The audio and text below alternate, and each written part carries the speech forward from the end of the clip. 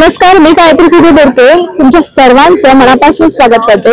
सध्या मी आहे शिवतीर्थ परिसरात। शिवतीर्थ परिसरात ठाकरे गटाचा दसरा मेळावा हा पार पडणार आहे। अवघ्या काही तासांमध्ये दसरा मेळाव्याला सुरुवात होणार आहे। शिवतीर्थ परिसरात आजूबाजूला सगळीकडे तुम्ही पाहू शकता की मोठ्या प्रमाणात तयारी ही सुरू आहे। तुम्ही जर का स्टेज पाहिला तर विशाल ठाकरेंचा आवाज महाराष्ट्राच्या अशा आवाजात मोठा बॅनर तिथे तयार करण्यात आलेला आहे।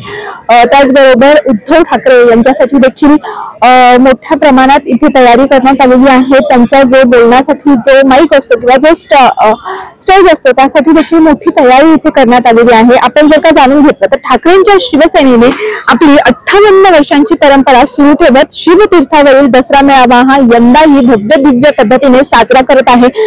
काही अंशी प्रमाणात पावसाचं सावट दिसून येत आहे, परंतु शिवसैनिक मोठ्या प्रमाणात इथे दाखल होत आहेत। अजिबात न डगमगता शिवसैनिक इथे दाखल होत आहेत। त्याचबरोबर आज 2 ऑक्टोबर रोजी हा दसरा मेळावा पार पडत आहे। शस्त्रपूजन करून आणि पारंपरिक सोनं वाटप करून हा कार्यक्रमाची एकंदरीत सुरुवात होईल। त्याचबरोबर त्यानंतर जे काही नेते मंडळी असतील त्यांची भाषणं होती आणि बरोबर 7:30-8च्या सुमारास इथे उद्धव ठाकरे पोहोचण्याची शक्यता वर्तवण्यात येत आहे। आणि त्यानंतर उद्धव ठाकरे यांचे विचार ऐकण्यासाठी शिवसैनिक आतुर असतात आणि यावेळेस 8च्या सुमारास एकंदरीत उद्धव ठाकरे हे त्यांचं भाषण सुरू करतील। त्याचबरोबर हा दसरा मेळावा जर का पाहिला तर पावसाचं सावट आहे, परंतु त्याचबरोबर इथे मोठ्या प्रमाणात तयारी देखील करण्यात आली आहे। तुम्ही ते पाहू शकता, शिवसैनिकांना बसण्यासाठी खुर्च्यांचं देखील मोठ्या प्रमाणात आयोजन हे करण्यात आलेलं आहे। तसेच यंदाचा दसरा मेळावा हा शिवसेनेसाठी एक केवळ परंपरेचा उत्सव नाहीये, तर आगामी महापालिकेच्या ज्या निवडणुका आहेत त्या अनुषंगाने हा दसरा मेळावा खूप जास्त महत्त्वाचा मानला जात आहे। नेमकं निवडणुकींच्या पार्श्वभूमीवर काय आणि कोणतं रणशिंग हे फुंकलं जाणार ह्यासाठी हा दसरा मेळावा खूप महत्त्वाचा आहे असं मानलं जात आहे।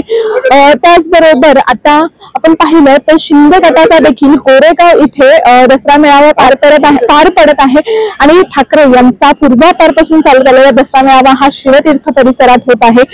त्याचबरोबर आपण पाहिलं तर आता काही ठिकाणी चर्चा देखील होत आहे की राज ठाकरे येणार आहेत, राज ठाकरे आणि उद्धव ठाकरे एकत्र होणार का, अशा चर्चा देखील मोठ्या प्रमाणात रंगत आहे। त्यामुळे राज ठाकरे आणि उद्धव ठाकरे युतीबाबत नेमकं उद्धव ठाकरे आज काही म्हणणार का, याकडे देखील अनेकांचं लक्ष हे लागलेलं आहे।